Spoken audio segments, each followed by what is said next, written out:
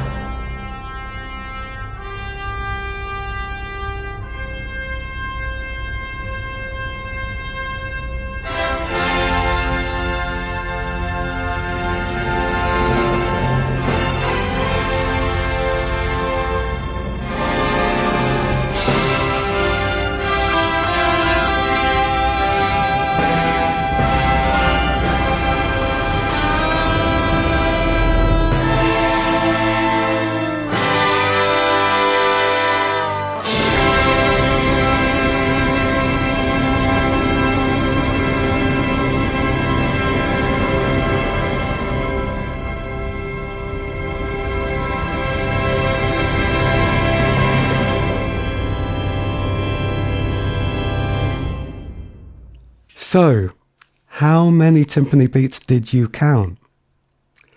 But more importantly, did you notice anything a little bit unusual about that performance? Did you hear an electric guitar solo right in the middle of Strauss's Also Sprach Zarathustra? If you missed it, go back and listen to it without counting the timpani beats.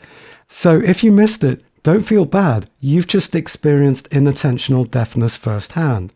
But also, if you did notice it and thought, oh my God, that was so obvious, do bear in mind that you were already primed to listen out for something unusual, like the sound equivalent of the gorilla. Now, in the original experiment of this guitar solo acoustic gorilla thing, when people listened normally, pretty much everyone noticed this out-of-place guitar solo, including non-musicians. But when given the counting task, almost 40% of musicians completely missed the electric guitar. And this went up to 75% for non-musicians. So the focus on counting created an auditory blind spot. An example of this phenomenon from everyday life might sound familiar. My ex-wife was genuinely convinced that I had a hearing problem. She'd call my name from the next room, I think even in the same room as me, while I was reading or working, and I just simply wouldn't respond. I just didn't hear her. She even suggested several times that I should get my hearing tested. Well, it turns out that my ears were absolutely fine. I was just experiencing inattentional deafness. When we're deeply absorbed in something, we can become literally deaf to sounds that would normally grab our attention instantly, such as someone calling our name. So to understand why this happens, we need to understand how attention actually works. Think of attention as a spotlight. You can adjust this spotlight in two ways.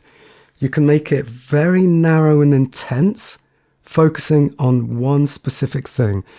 That is focused attention. Or you can widen the beam, taking in multiple things at once. Maybe the light isn't quite as intense on any single point, and that is distributed attention. So think of your attention as having a boundary, like the area a searchlight can cover.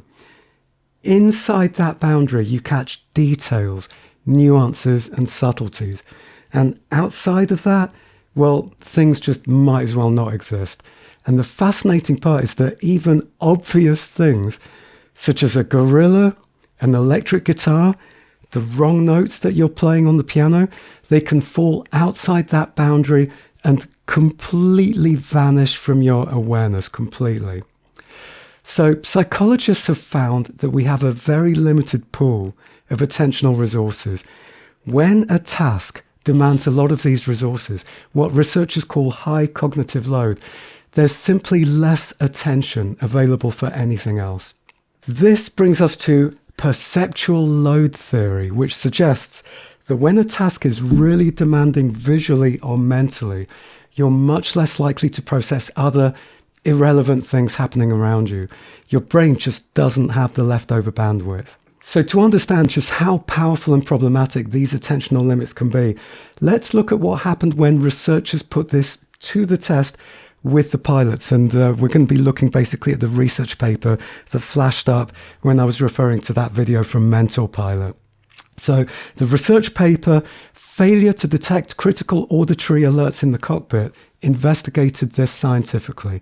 They put experienced pilots in flight simulators with two scenarios: routine landings and high-stress landings with wind shear. In both scenarios, they introduced a landing gear failure with both visual and auditory warnings. And the results? In the easy scenario, 100% of pilots responded correctly, 100%. But in the high-stress scenario, nearly 40% showed clear signs of inattentional deafness. They did not recall hearing the alarm, never looked at the gear indicator, and either tried to land anyway or aborted for the wrong reason. You know, think about that. 40% of highly trained professionals completely missed a critical audio alarm when under high cognitive load. Now at the piano, the stakes aren't quite life or death, although it might feel like it sometimes. But our brains process attention and overload in remarkably similar ways. So when playing the piano, multiple neural networks activate simultaneously. The visual processing network for reading music, the motor control network for moving your fingers, the auditory processing network for hearing the sounds that you're making, the executive attention network for managing your focus and awareness, the interoceptive network for sensing your body's position, muscle tension, the emotional feeling of the music. I've talked about interoception in previous videos, and I will make a dedicated video about this soon. It's basically the inner felt sense of everything. So when you're at the piano, especially as an adult learner, you are juggling visual decoding of complex notation, coordination between both your hands, timing and rhythm, dynamic control, pedaling, tone, color and voicing, phrasing and articulation, musical expression, memory retrieval, and even self-doubt and judgment are in the mix of all of those things. So all of these demands compete for your brain's limited resources and reduce your ability to actually hear the music. In fact, studies measuring brain activity have shown that your brain's responses, the neural responses to unexpected sounds, are literally attenuated or weakened, suppressed, when we're processing demanding visual information. So just like in the case of the overwhelmed pilot, hearing the music is one of the first things that the brain will sacrifice if we're staring too much at the sheet music or staring at our hands when we're playing the piano. The skill that pilots train to prevent this is called situational awareness. Some of you who've taken the driving test will also be aware of the importance of situational awareness and not staring at any one thing. You know, the examiner will be looking for, are you looking in your rearview mirror? Situational awareness, a total awareness of the entire environment around you. For pianists, this means developing a musical equivalent, the sound around you, because without it, you'll probably recognize these common scenarios. A panicked tunnel vision on the sheet music. You're so intensely focused on decoding every single note that you sail past obvious wrong notes without even noticing. Or staring at your hands. Your eyes are glued to your fingers, monitoring every single movement, while you don't even notice things that go wrong with the rhythm. So common. In a lesson, missing your teacher's comments because you're so deep in concentration, and playing under pressure with no idea that you're holding the pedal down and everything's just become a muddy blur. Do these sound familiar to you? And if so, you are experiencing the musical equivalent of the pilots missing those critical alarms. Now, those of you who watched my last video, this video, might be recognizing yet another attention-related phenomenon that I talked about in that one that also explains the seemingly deaf pilot and all these problems at the piano. That was visual dominance.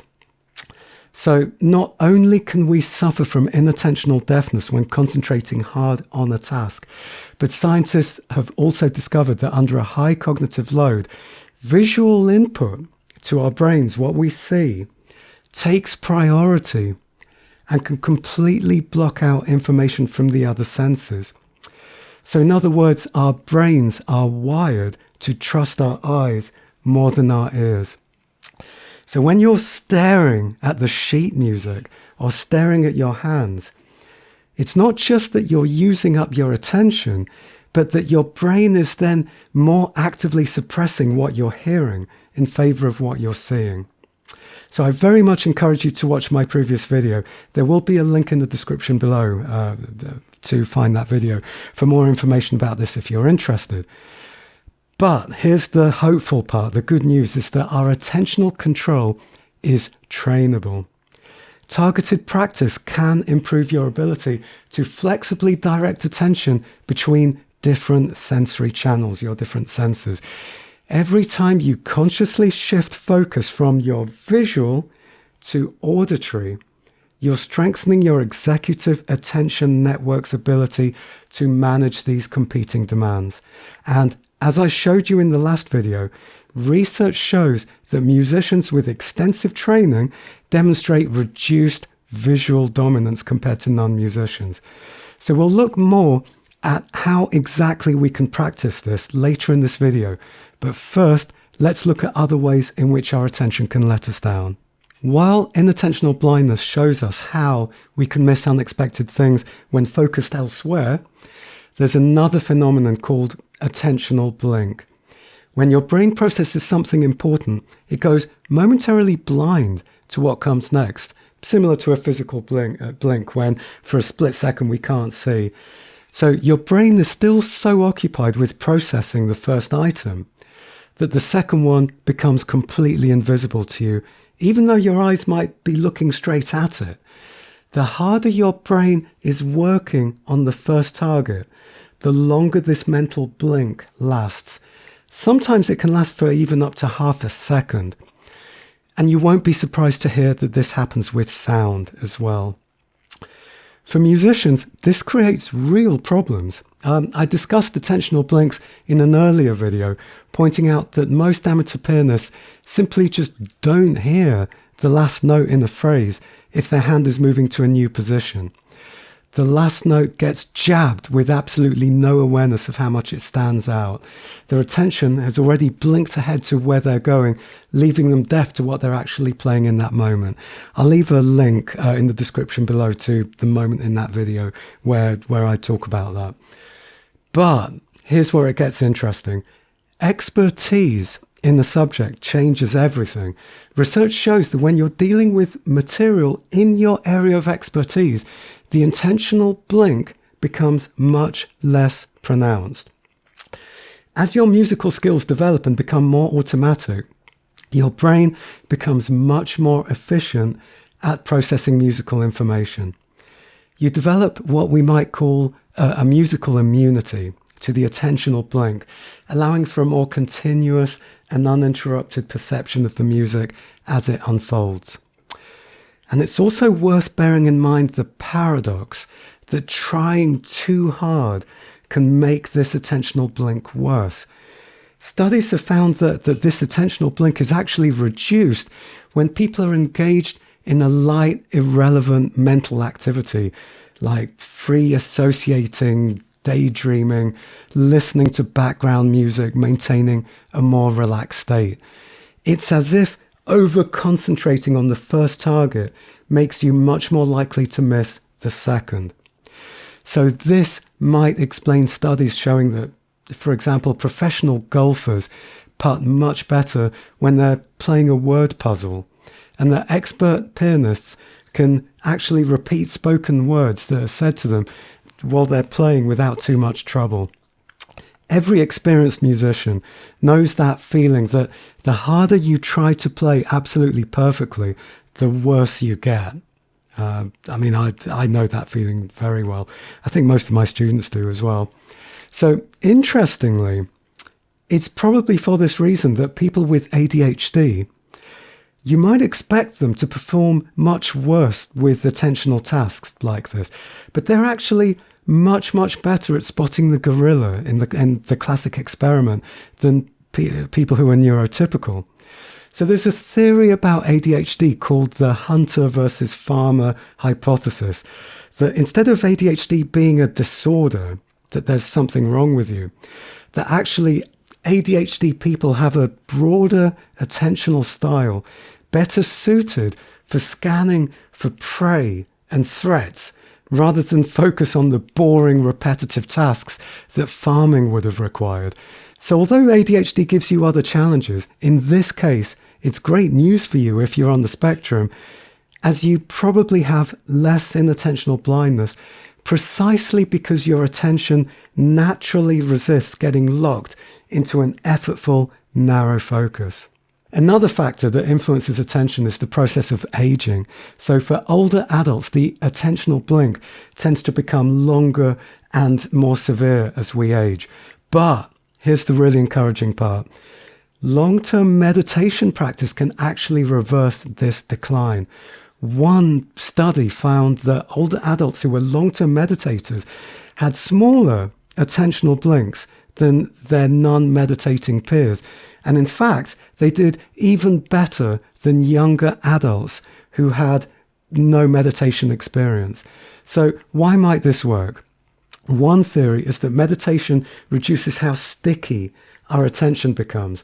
So the idea is that the attentional blink happens partly because we overinvest our mental resources in the first target. We grip onto it too tightly. Whereas meditation, and in particular open monitoring meditation, where you just observe everything without getting caught up in any one thing, might train the mind to register things fully, but lightly, without that death grip of effortful narrow focus that blocks out what comes next. But it's not just what we see and hear that can vanish from awareness when our attention is overwhelmed. Research shows that when we're under high visual load, our ability to detect tactile sensations is significantly reduced. And scientists call this inattentional numbness, and it's the touch equivalent of missing the gorilla. In one study, researchers found that people could miss very obvious touches to their skin the more that they concentrated on something else. Now, think about how much that piano playing relies on tactile feedback. You need to feel the weight of the keys and continuously orient yourself to the feeling of the notes on the keyboard, so you don't have to keep staring at your hands. You need to notice all the sensations running through your whole arm, your wrist, hands and fingers in order to keep adjusting and fine-tuning your technique. In my experience as a teacher, one of the most common reasons why amateur pianists struggle to learn pieces is not realizing just how much learning a piece of music depends on learning the physical sensations that are needed. Instead, so many people are locked into a state of mind that treats learning a new piece as a mental exercise in playing all the correct levers in all the correct orders. And this is why so many people get so frustrated it just doesn't work. The secret is that it's mainly your body that learns to play the pieces. And this absolutely requires a conscious awareness of what everything feels like. But when you're locked in on that fierce visual focus on the sheet music or on the keys or even staring at your fingers, you can literally become numb to these crucial tactile signals. And this also explains why so many adult learners develop tension problems without realizing it. You're so focused on reading the notes correctly or staring at your hands that you literally don't notice the growing tightness in your shoulders, the strain and tension in your wrists, and the inefficient finger movements. By the time the tension becomes painful enough to break through your attentional barrier, your poor technique is now an entrenched habit. And the research shows that this isn't just about the tactile signals being too weak. When people were asked to focus on touch alone, they detected pretty much 100% of all the touches. It's specifically divided attention that creates the inattentional numbness. Your body is sending all the right signals, your brain just isn't listening. This has profound implications for developing good technique. Physical efficiency at the piano depends on constant micro adjustments, depending on the feedback from your body, on tactile feedback. Without this feedback loop, you're essentially playing blind, or rather numb. Imagine somebody trying to play tennis or learning to dance with absolutely no feeling or awareness of feeling anywhere in their body. They'd be completely clumsy and awkward. And the piano is no different to this. The information that you need is right there in your hands and your wrists and your arms, your entire body, but your attention is just completely elsewhere. It's also useful to know that our emotions have a strong influence on the way that we focus and vice versa. This is something particularly relevant when dealing with performance nerves or frustration when we're practicing. And you really might want to pay attention to this, as what I'm about to tell you has the power to affect how you deal with emotions in the rest of your life and not just at the piano. Research shows that negative emotions, stress, frustration, anxiety, narrow your attentional spotlight. But positive emotions do the opposite. They broaden it. This isn't just airy-fairy feel-good psychology. It's measurable brain science. When you're frustrated with a passage, your focus becomes laser narrow, often fixating on the exact thing that's frustrating you.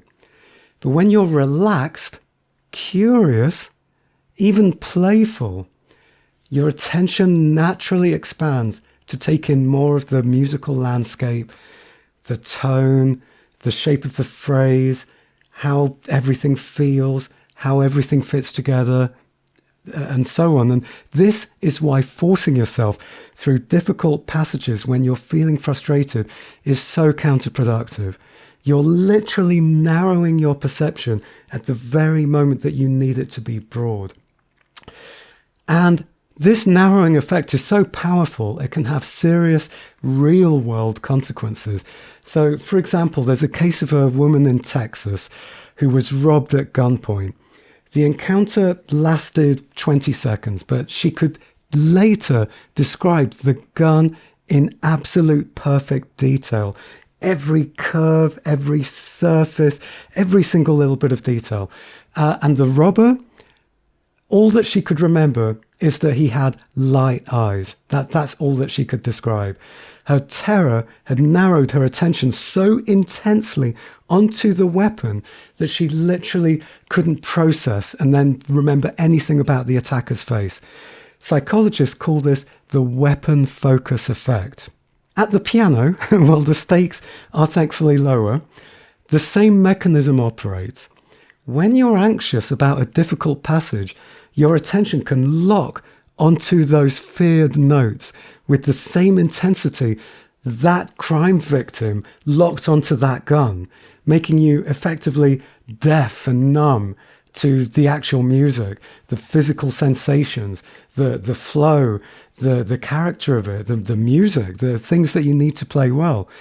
So we know that we can undo this narrowing effect by cultivating curiosity and playfulness while releasing frustration. And this broadens attention. And it's also very much worth bearing in mind that this also works in reverse. We can influence our emotions by consciously practicing narrowing and broadening our awareness. And that is a skill that gets better with practice. So feeling more positive emotions, getting much better at playing the piano, and feeling more confident when we're performing might be as simple as just practicing broadening our attention. And I'll be talking a little bit more about exactly how we can do that later in this video.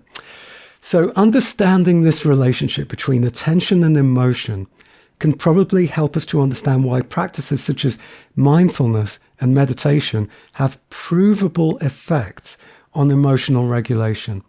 They train us to notice when our attention has narrowed and give us the tools to consciously broaden it again. But beyond narrow and broad focus, there are other dimensions of attention which can be really useful to understand. Psychologists distinguish between bottom-up attention. So this is like stimulus-driven, involuntary focus. When I tried to think of the best example of this, I instantly thought of Neo in The Matrix, getting distracted by the woman in the red dress. It's that feeling of your attention just being pulled without your conscious, deliberate choice. And then there's top-down attention. This is goal-directed, voluntary, conscious focus. You consciously decide, I am going to focus on the left-hand rhythm in this passage. You're consciously choosing where you are going to direct your attention. And here's the crucial insight. When top-down attention is extremely intense, it can actually completely override all of the bottom-up signals.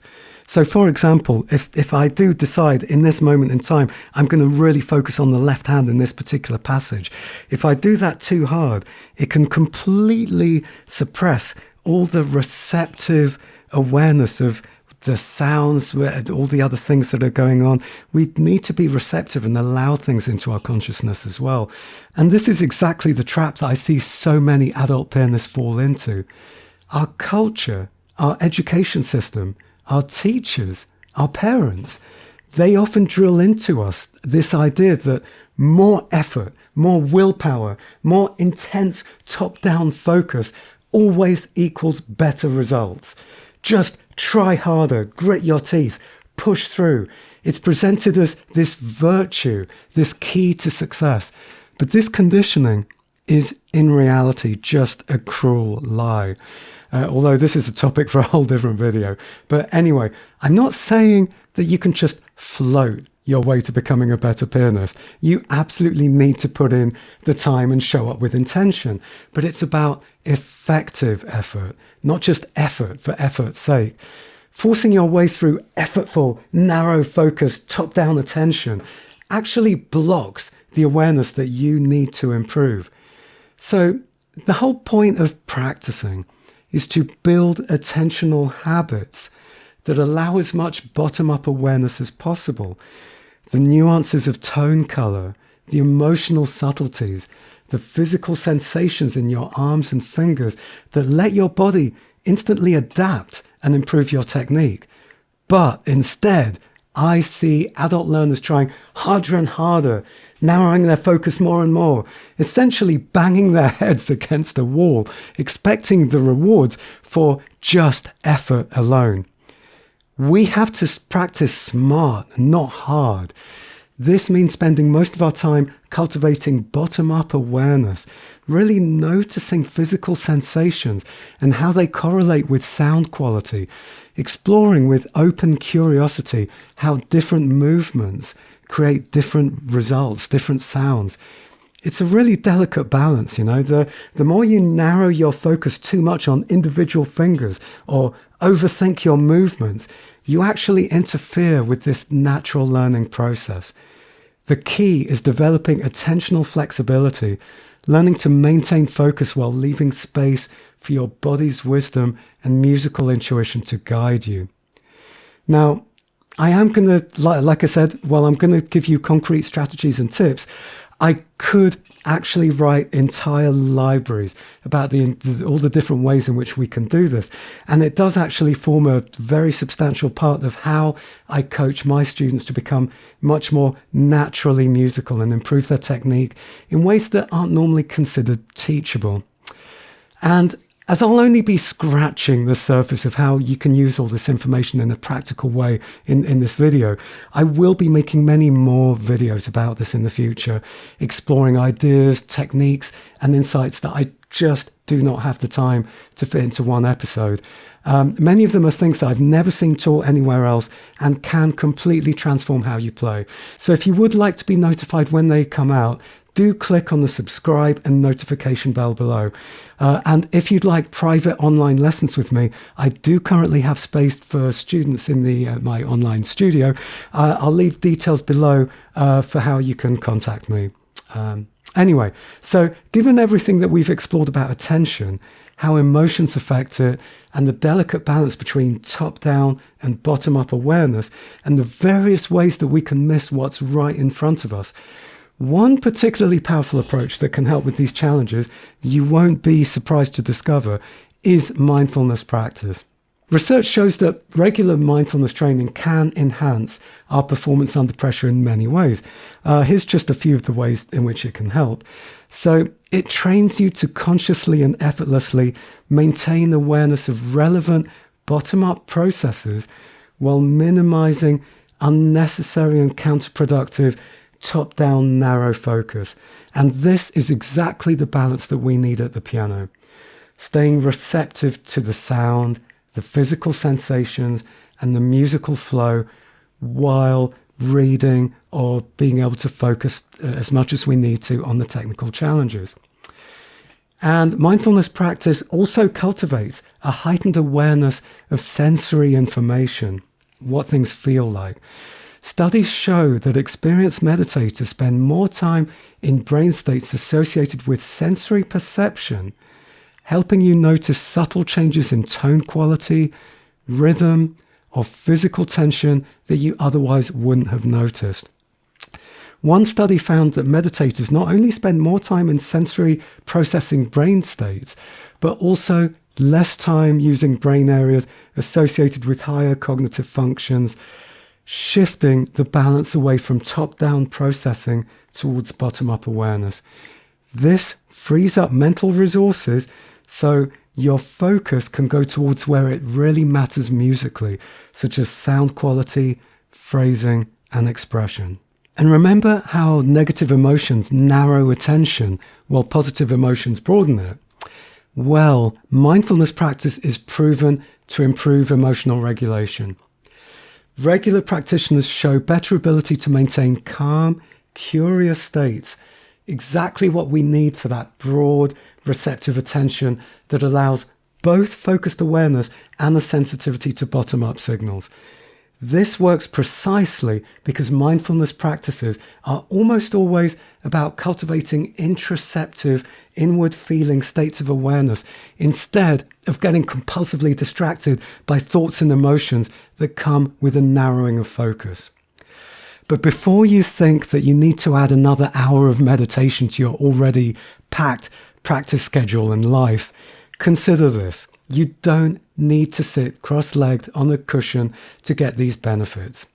In my experience, treating your piano practice itself as a form of mindfulness can be just as powerful.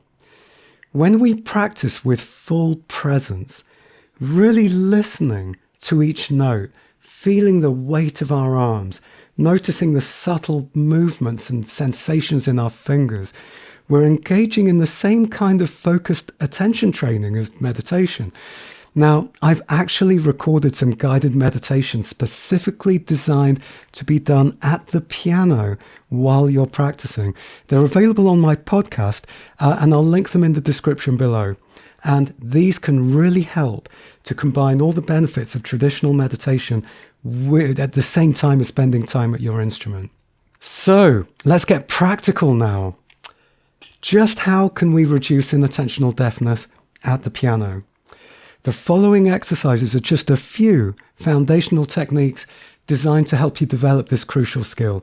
Each one is designed to intentionally shift your focus to break out of that narrow, locked-in state and cultivate a broader and more truly musical awareness at the piano. I'd like to show you an exercise I do with some of my students. Can you direct your awareness to the sounds coming from outside of the room that you're in? And how about the sounds coming from outside of the building that you're in? How many sounds can you become aware of?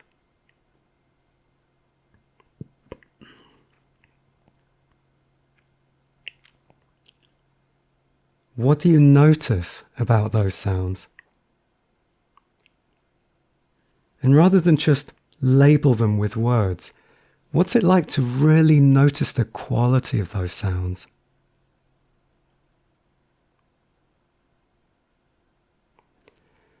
Now, how do your eyes feel? Are you aware what your eyes were looking at? Now, hopefully most of you will at this point realize that your eyes went into a bit of a haze. And although you could physically see what was around you, it was a little bit like your eyes just went offline. And this is what listening truly feels like. But don't worry if you didn't quite experience this. I'll bet that there are many times during your day when this happens. You just don't realize it. Now, when I'm playing the piano, this is very close to what my eyes feel like. My eyes are able to see what's around me, but I don't pay much attention to what I'm actually seeing.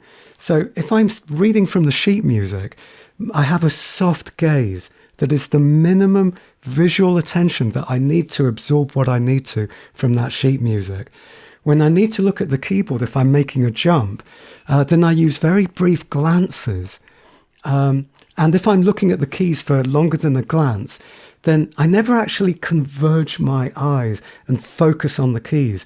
Everything is always ever so slightly blurry, as I don't need everything to be sharp to have a situational awareness of where all the keys are. What I notice so many students do is like really focus and stare on the individual keys. This is just using your eyes too much, you know. Conversely, so many of my adult students spend almost the whole time with a steely, effortful focus riveted to individual notes in the sheet music or staring at their fingers even after they've pushed the notes down. This degree of visual focus just completely destroys the bottom-up processes of being able to receptively hear the music and feel what your body is doing. Now, pretty much every instrumental teacher who has ever lived nags their students to practice slowly and break things down into very small chunks. But here's what they often don't explain.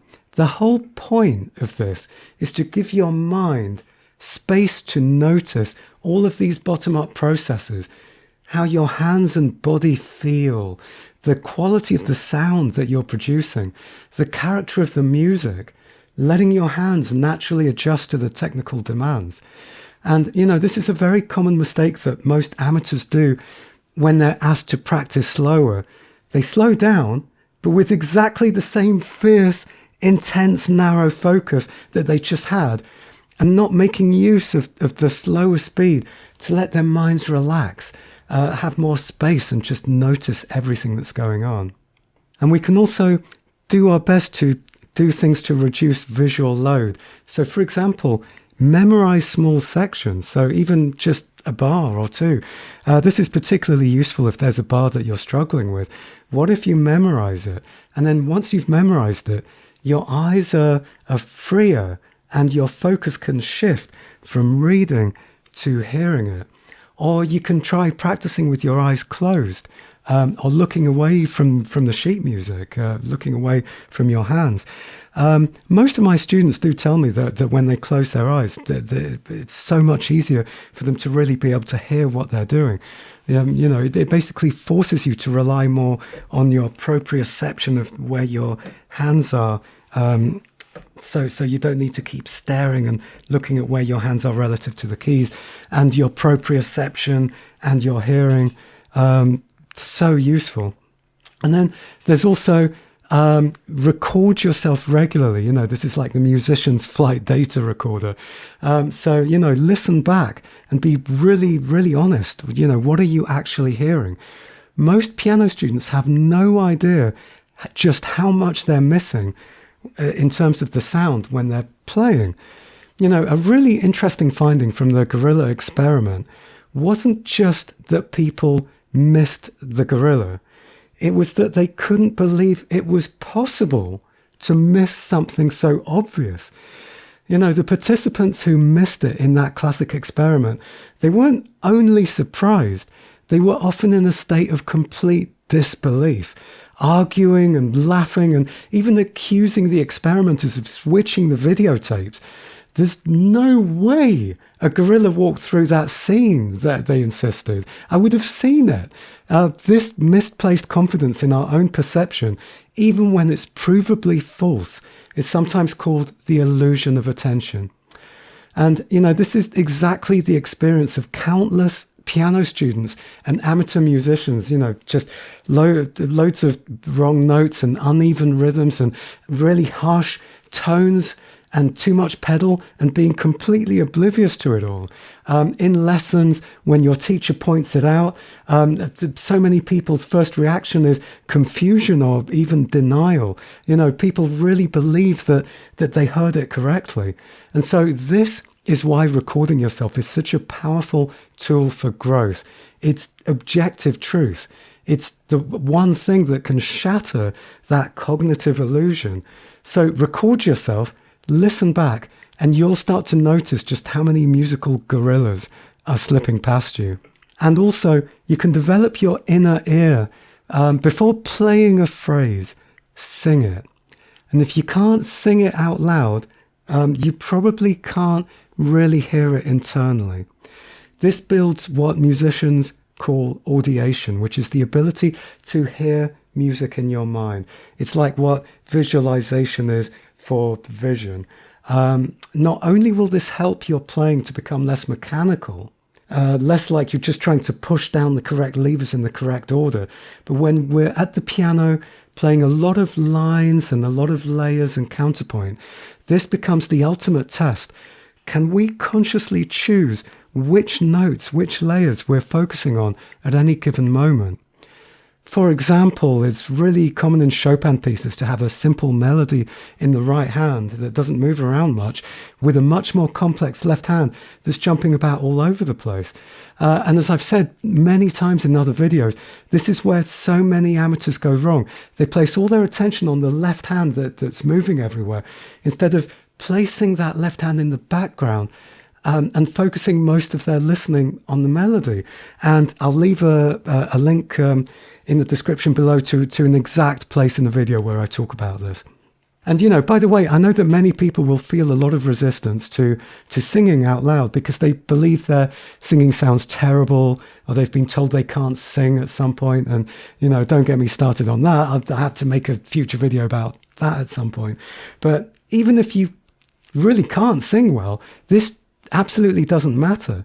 It's not about the sound coming out of your mouth. It's about the sound that you're imagining, the sound in your mind. So even if your singing is completely out of tune, getting the sound of the note more and more clear in your mind is where you're going to see the benefits. So, you know, I go to a lot of concerts, seeing a lot of the world's greatest concert pianists, and I generally try and sit as close to the front as possible, or, you know, a lot of the time I'm in the front row. And I'd say that at least 90% of the top pianists make some kind of singing or humming noise as they play. And if you focus on it, it always sounds terrible and out of tune. But it's a window into what they are consciously focusing on in the music. And I find it really interesting how almost every single professional pianist makes these noises, but I've never heard an amateur do this. Now, in my opinion, it's absolutely essential in every practice session to develop the habit of training our attentional spotlight to move deliberately between different aspects of the music. So, for example, play focusing mainly on dynamics, play focusing mainly on rhythm, play focusing mainly on tone quality, play focusing mainly on the feelings of tension and release in the music. That's a very important one. Now, As well as this YouTube channel I've mentioned, I also do have a podcast, which you can find on Spotify and Apple Podcasts. And I mention this because I made an episode specifically about how to practice shifting your awareness between different musical elements. So exploring everything from tone color to physical sensations to musical tension and release. It's part of a series on the key psychological skills that you need to be deeply musical. And I'm going to leave links to the series and to this episode in the description below. And I recommend this series so strongly that I ask all my students to listen to the entire series, as they are the foundation in addressing the core bad habits that, in my opinion, hold most pianists back. Habits that are rarely taught or even acknowledged by most teachers, as they're generally considered unteachable. I genuinely believe these episodes are essential for transforming how you practice. Now, remember earlier when I mentioned that trying too hard can actually make things worse? That research showing golfers putt better while doing word puzzles, or that the attentional blink is reduced with light mental activity. Well, this explains something I do when I practice that shocks many people and is very controversial that I'm going to admit here for the first time.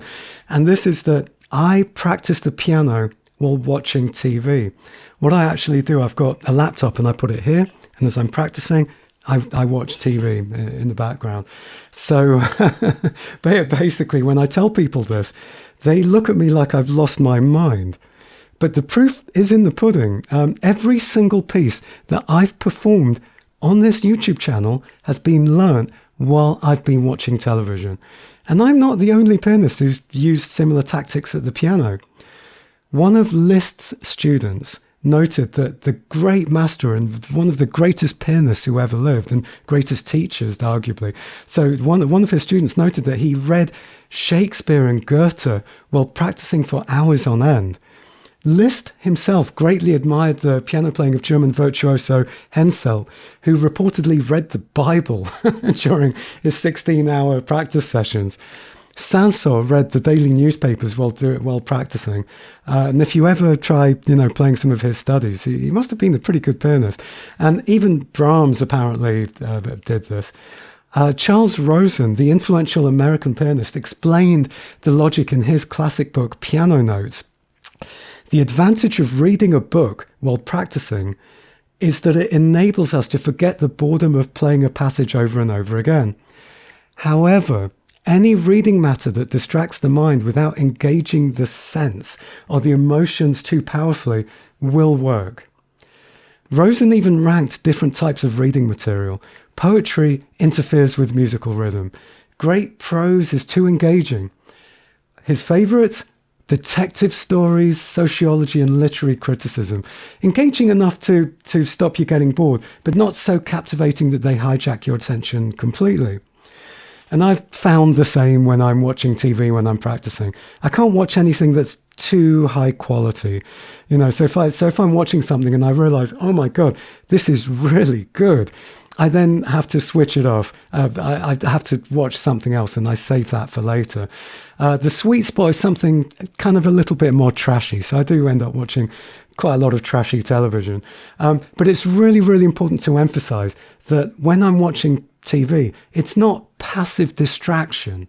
For me, it's an active exercise in distributed attention.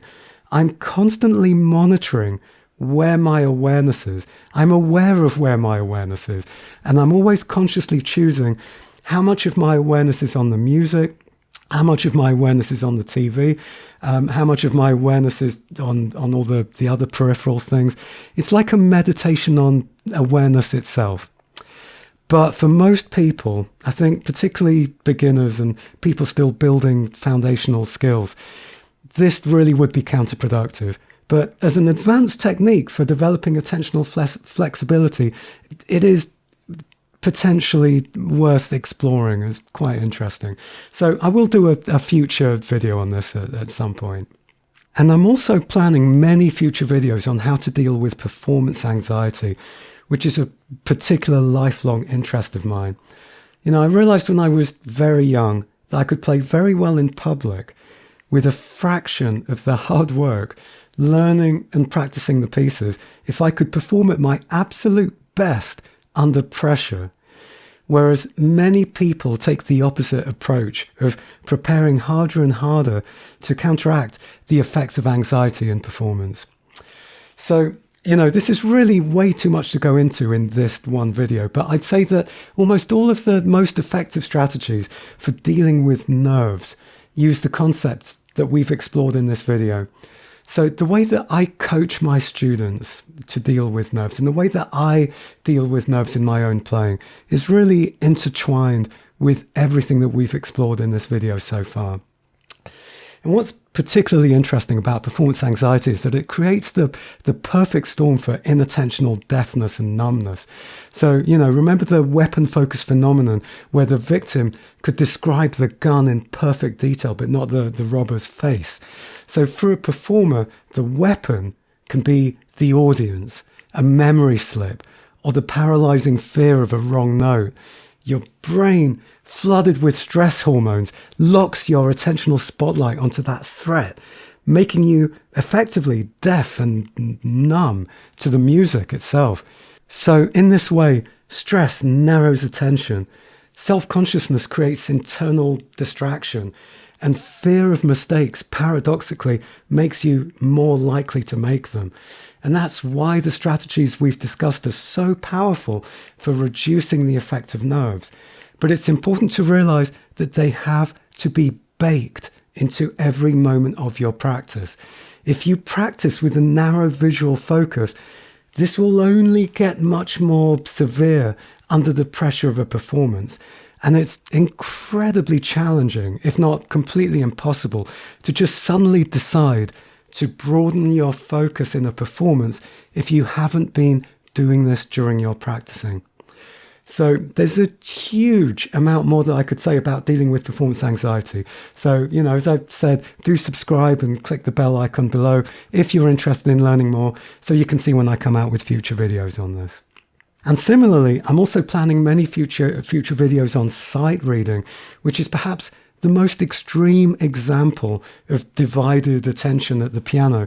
You're simultaneously trying to decode unfamiliar notation in real time, process harmonic patterns, manage hand coordination without muscle memory, maintain musical flow, get the rhythms correct, and play expressively. And this is just the tip of the iceberg.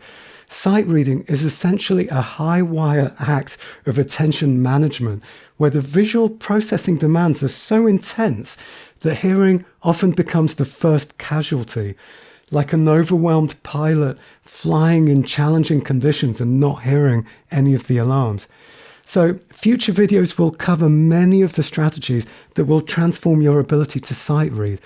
But I'm also very excited to announce to you all that I'm just about to launch a sight reading app that I've been spending the last few months on, which is incidentally why I haven't posted many videos. I've just been obsessed with making this app.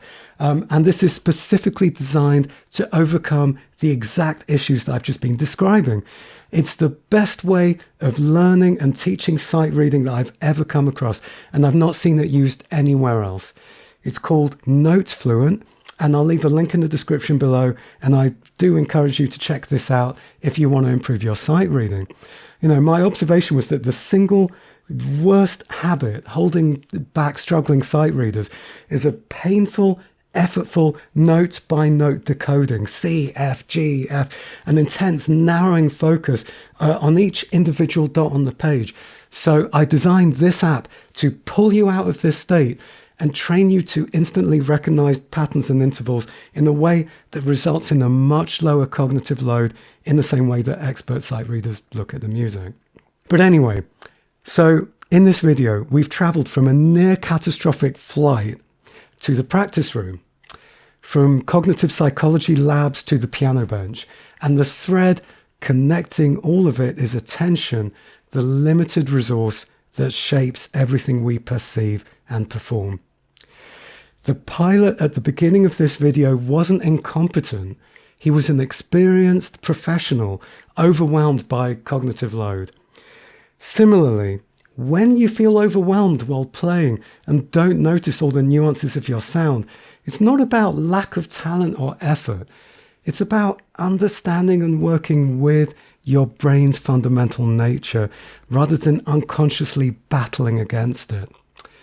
Your mission is to become the pilot of your own attention, to recognize when you're flying blind, deaf, or numb, and to practice the habits that enhance rather than diminish your ability to be truly aware. Every moment of conscious listening is literally rewiring your brain. Every practice session where you deliberately shift between broad and narrow focus builds new, more flexible neural pathways. Every time you catch yourself in inattentional deafness and redirect your focus, you're developing a mental superpower that extends far beyond music to everything else in your life. The journey from inattentional deafness to deep musical awareness can be challenging and take time, but with patience, understanding, and the right strategies, you can transform your playing from tense, mechanical note pushing to living, breathing music. So the next time you sit at the piano, before you play a single note, ask yourself that simple but profound question. Where is my attention right now? Then, consciously open your ears, widen your awareness, feel your connection to your instrument, and prepare to truly hear. Because in the end, music isn't just about playing the notes perfectly, it's about hearing and feeling them on the deepest possible level.